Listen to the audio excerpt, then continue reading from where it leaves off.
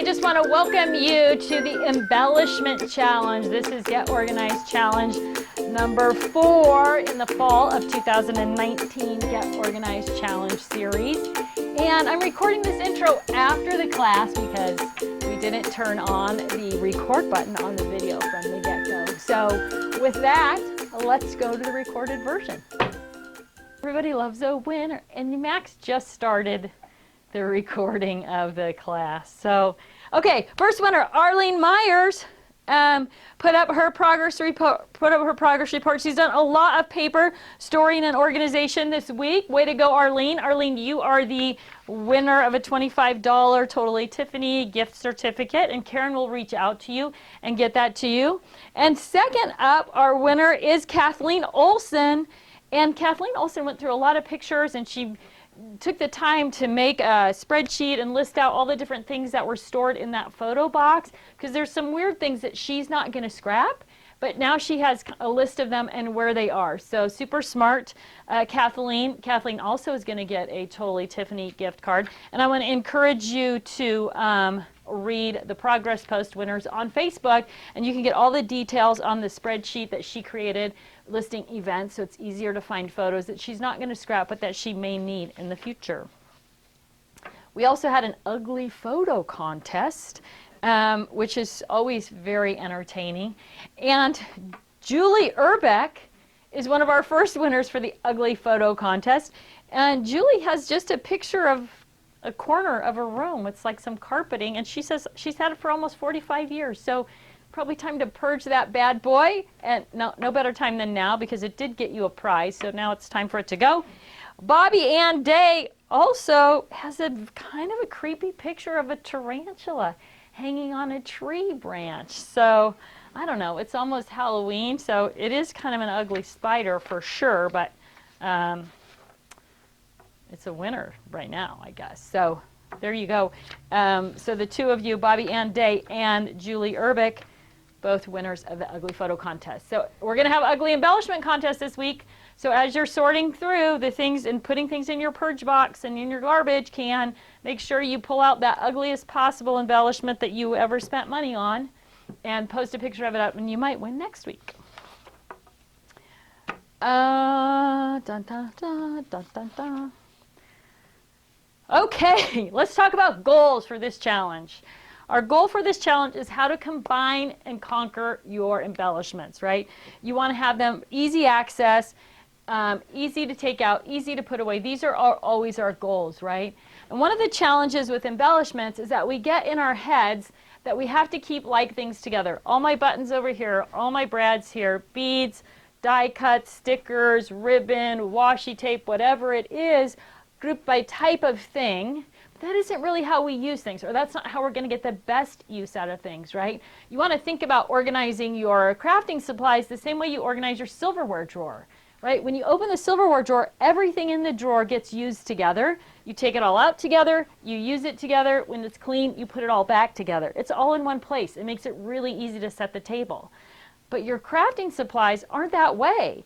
You might have buttons over here, brads over here, beads over here. What if you did that with your silverware? Forks over here, knives over here, spoons over here. It would be a pain in the neck to set the table, right? So I want you to go back to that theory of how am I keeping things together I use together. Sort of combine and conquer is our mission. And we want to do that with embellishments the same way you do it with things like silverware. Okay? So we're going to go through the whole process just like we have for the first two classes, or the first two actual working classes. The first class is more of a lecture. So the first thing we're going to do is get ready to get organized, and we're going to start with a 4-section system, which you already know. If you are just jumping in right now and you haven't read the 4-section system or watched the video on it, you want to use that link that's coming in your follow-up email so that you can watch the 4-section system video. You want to gather the things together that you are going to use to organize your embellishments, and that could be a scrap rack, it could be Ziploc bags or binders or boxes, whatever you're going to do. You want to make sure that you have the right tools for organizing your supplies. You got to have an organized only space, right? So some place that those things are going to go. So that could be empty pages in your scrap rack, or it could be empty room on your shelf if you're putting things into boxes. But where are your organized things going to go when they're done? And then, of course, you always, going forward forever, you are going to have your purge box handy. So as you go through and start cleaning things up, it's very easy to put those things in the purge box. All right, so what do we do to get our embellishments organized? Because they come in all different shapes and sizes of things, right? One of the cool things about scrapbooking and card making is that there are all these events that we might want to attend outside of our home, and hauling things like these little cute bottles to events so that you have all your embellishments is really very difficult. So the first thing you want to do is think about how your embellishments are stored and how you can make them smaller and easier to find, both in your home and when you're traveling. And one of the easiest ways to deal with those types of things is to put them into small Ziploc bags, right? They are lightweight, they are portable, they're going to fit in your scrap rack pages, they are going to fit in your storage box, they are going to go into the pockets of your binder or whatever you're using, and they're going to take up a whole lot less space than these. So all I did was, with this little empty one, is I sorted out the two different sizes of embellishments, and now they're both in little Ziploc bags. So anything that's small, like buttons, eyelets, glitter, anything like that can go in a small Ziploc bag, and then it's going to fit in whatever container that you're using more easily. This is another thing that I had a bunch of plastic letters that came in this packaging. Well, it's too thick and bulky to put anywhere, and it doesn't really stand up because it's not like a square or anything, right? So it's super hard to store. So anything like this, how are you going to consolidate down and make it more storable? And generally a Ziploc bag, I don't think I'm supposed to use the word Ziploc, a zip close, reclosable style bag is a good option. Same thing if you have things like this. This is just a small spool of Halloween ribbon, a little brain dump there. Right? This is a 4x6 card. So I can take all my little Halloween ribbons, wrap them around this 4x6 card, and put it right into the pocket of my scrap rack, right? Or right into a storage box, whatever tool you're using. Rather than having a bunch of little spools of ribbon around, this is a great way to consolidate all of them into one nice, neat, easy to see card, and you can do it by theme, by sentiment, by color, however, calendar year, whatever you're going to do. So it makes it easy to condense it down. Now, when I'm talking about this, I'm not talking about ribbon junkies, right? If you are a ribbon junkie and you have hundreds of spools of ribbon, I do not want you to unwrap all the ribbon and put it on cards. What I do want you to do is get that ribbon organized into whatever ribbon box you have, and hopefully it's a single layer box, still following the 4-section system. So you'll have a box that has, very similar to what we do with washi tape.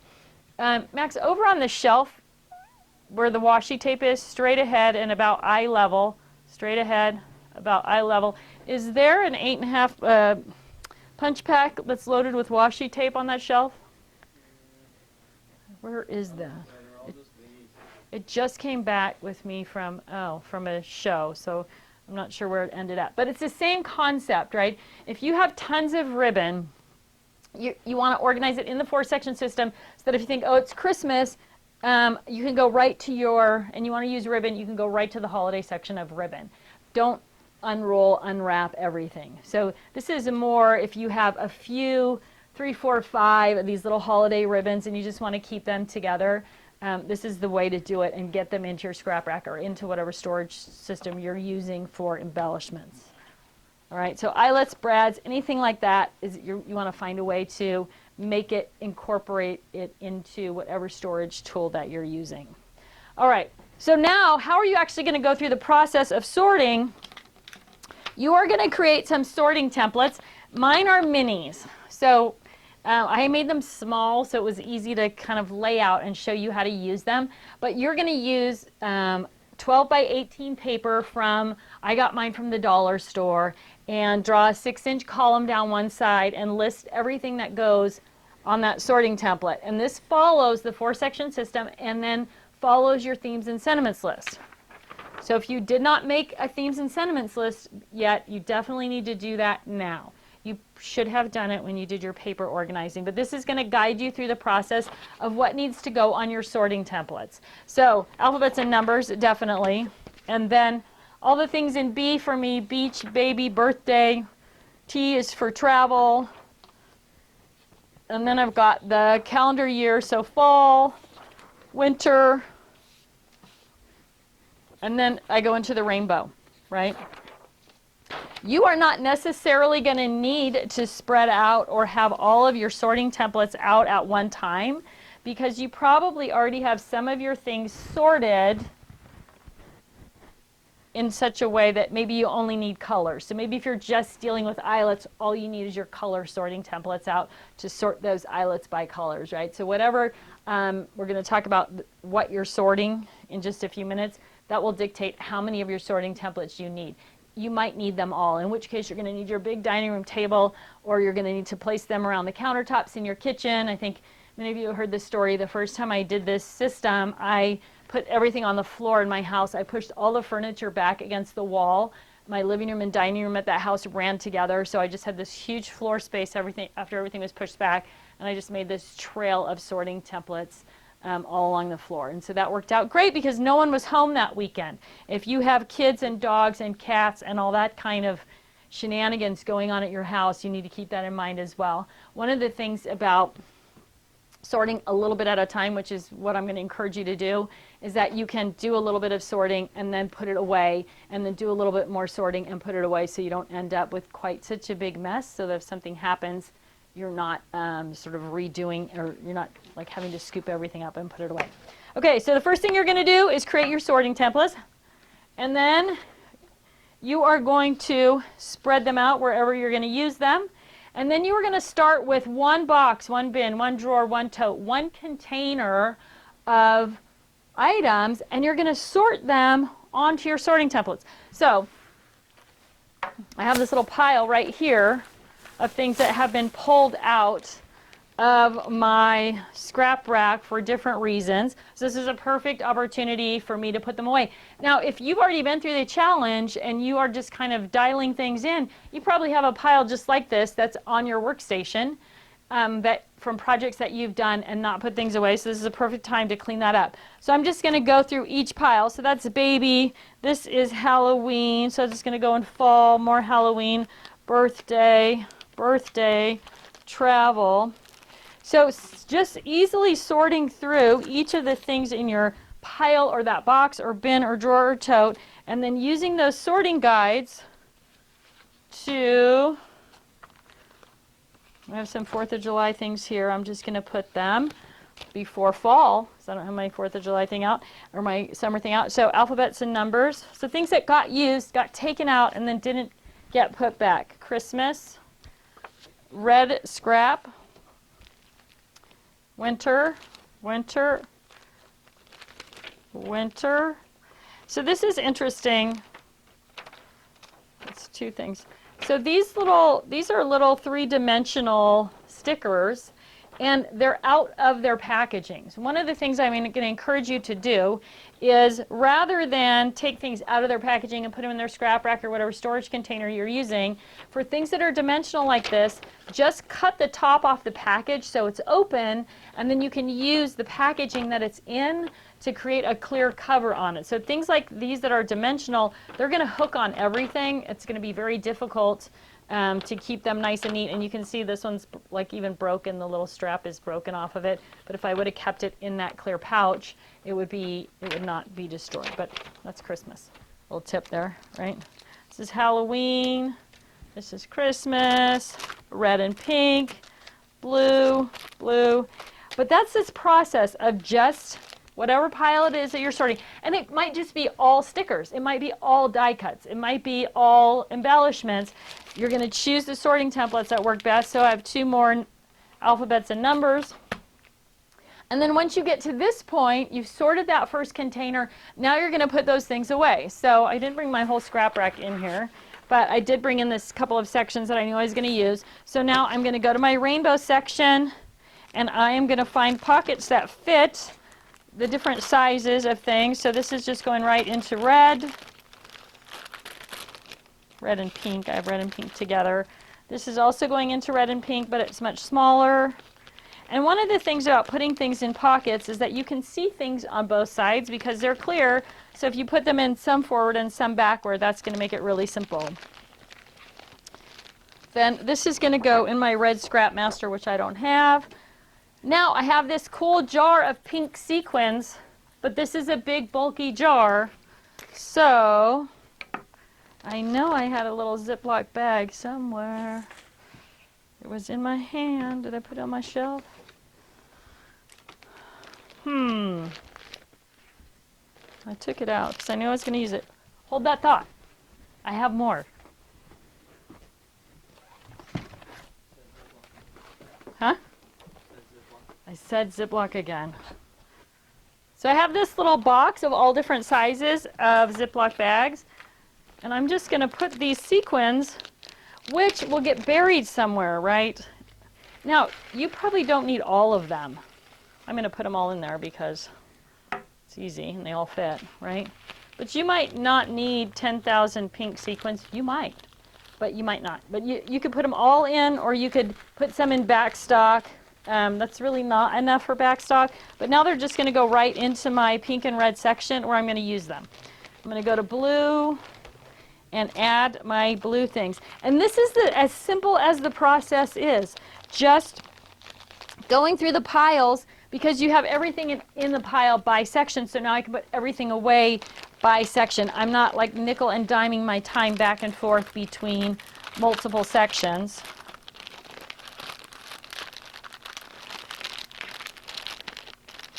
Those don't want to fit in there. Oh, the package, there we go.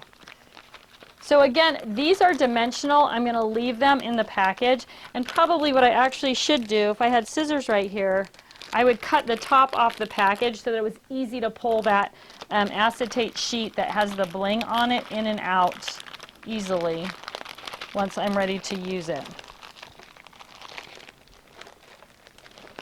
I got more blue here. But you can see how quick and easy it is to just work through each of the things. So I'm finished with the things that belong in my rainbow section. And now I'm going to be able to take the next section and do the next piece of it, right? So with travel, I also have, so depending on the type of tool that you're using, right, if you're keeping categories, so this is the Scrapmaster, right? If you have small categories, you want to keep things filed on a shelf, the Scrapmaster is going to work also for organizing that same way. So each Scrapmaster pocket is perfect for an entire theme. If you're not a huge junkie, keep that in mind. So it's not going to hold as much as like a scrap rack or a box or whatever. But so boom, travel things are put away, back on the shelf, labeled. I don't have my different themes, but if you were using just boxes or something like this, so this is all blues and greens, right? I can put this on the shelf, I can label it down the side blues and greens, and I have all my blue and green embellishments in one nice neat little bundle. So depending on the type of storage that you're using, similarly, little football, everything in here, it's football paper, football scraps, football embellishments, all in one nice, neat, tidy bundle. When I'm going to work on that theme, I'm going to be able to pull it off the shelf and use it. So depending on the storage tool that you're using, and you can see the scrap rack is really very simple for loading things in, and also very simple when you want to find things, you can just flip through. Doing something like this, most of your things are going to be visual as well, or using something like the scrap rack, things are going to be visual as well that way. I messed up my thing. Oh, look, I found my Ziploc bag. Amazing. All right. So you are going to work through one container at a time. That is your goal. So I just spread all those things out. Now I'm going to put all of them away, right? Then I'm going to start again. There's a couple of reasons to do that. The first one is if you get everything spread out, and you have tons of stuff spread out, and then all of a sudden you remember, oh my gosh, I'm having people over for dinner, or for some reason you have to clean it all up, you're going to have to scoop all this stuff up and dump it into a big box or tote or something, and then your brain is going to say, that didn't work. This idea of organizing didn't work. Look at that box. It's a mess. You're going to have to start all over again, right?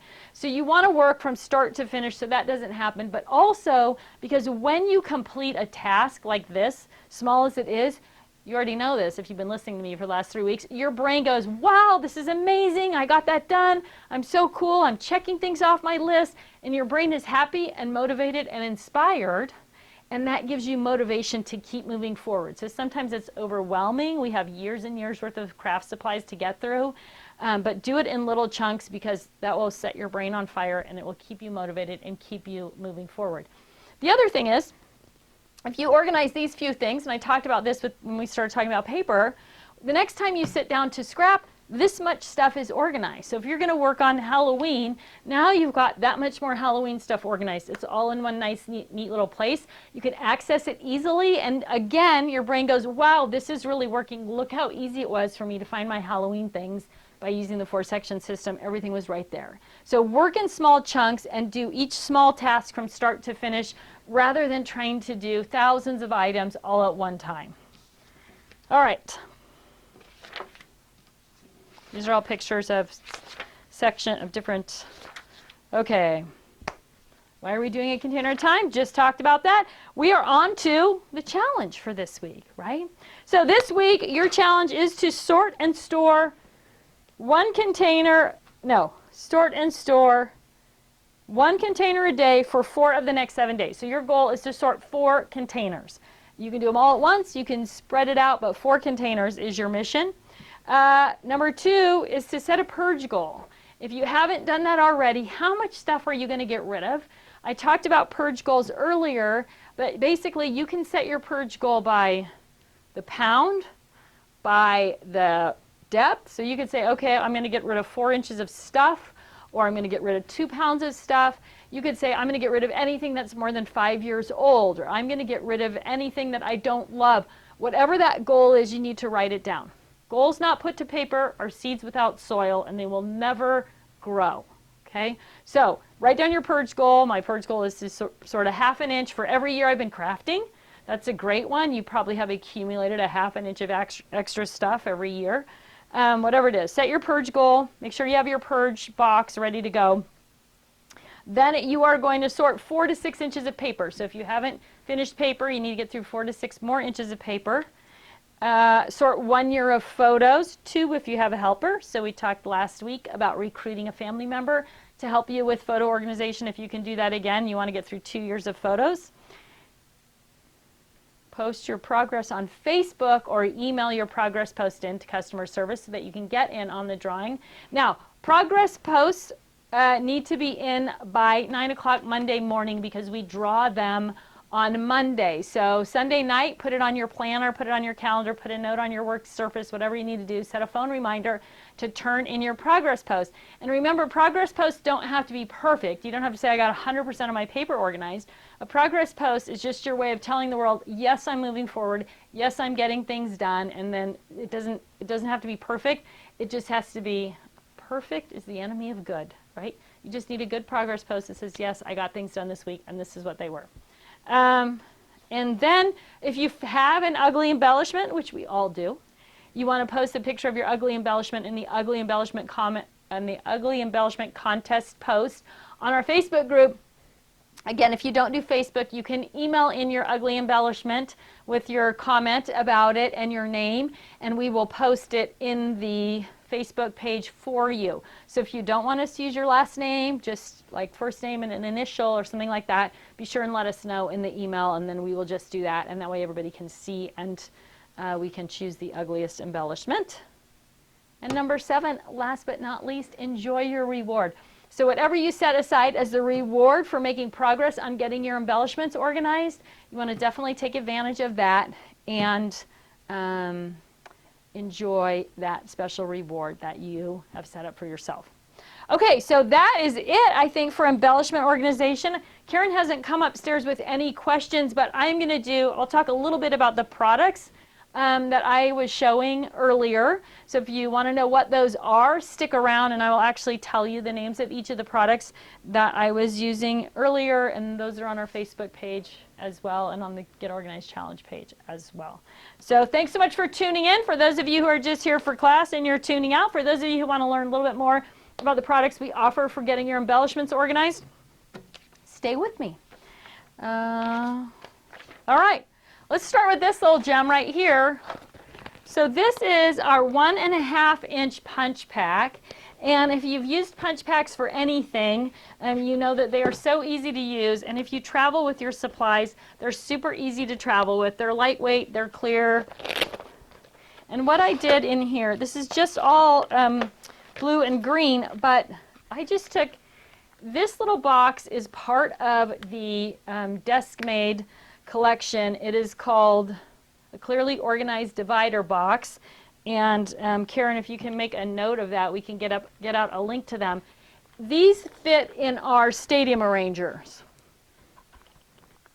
like this, right? They segment off the compartments of the small stadium arranger, but they also work great for something like this. So it's just lightweight, clear box, and that is how I contained all the washi tape in here.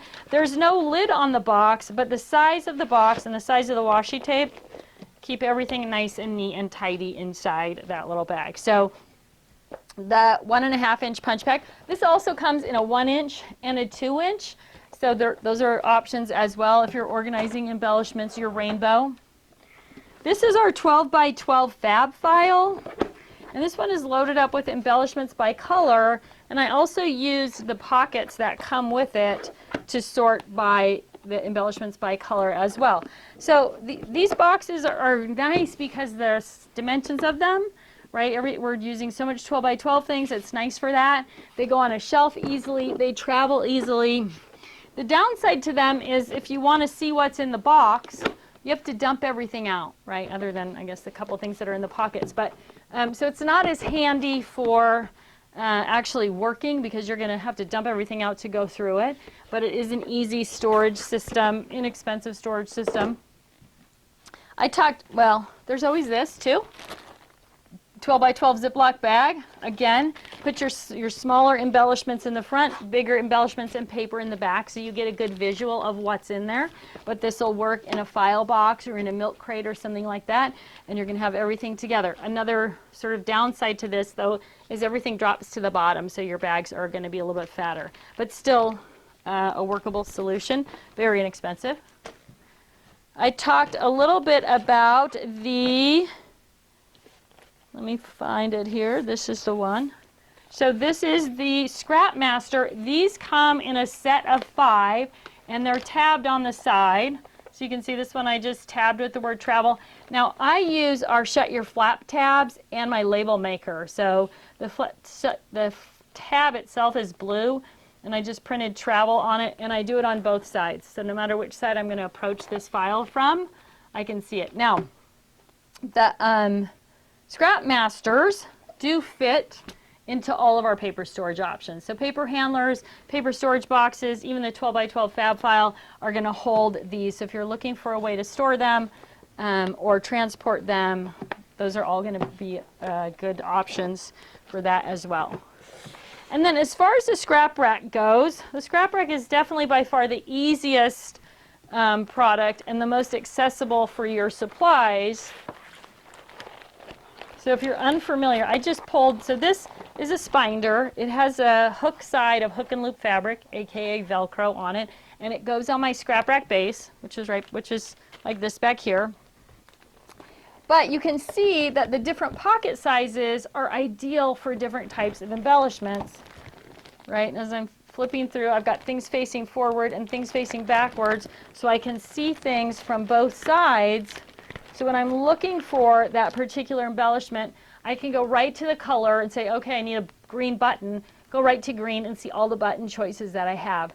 One of the nice things about this is when I go looking for that green button, I'm also going to see all of the other options that I have. So I may have forgotten that, oh, I have tags, or I have eyelets, or what about that cute twine, all of those types of things. And now they're all going to pop up for me. So while I go looking for a green button, I'm going to see all my other green embellishments as well. So it makes it really simple to find not only what you're looking for, but also see all the other things that might also work on that page or layout.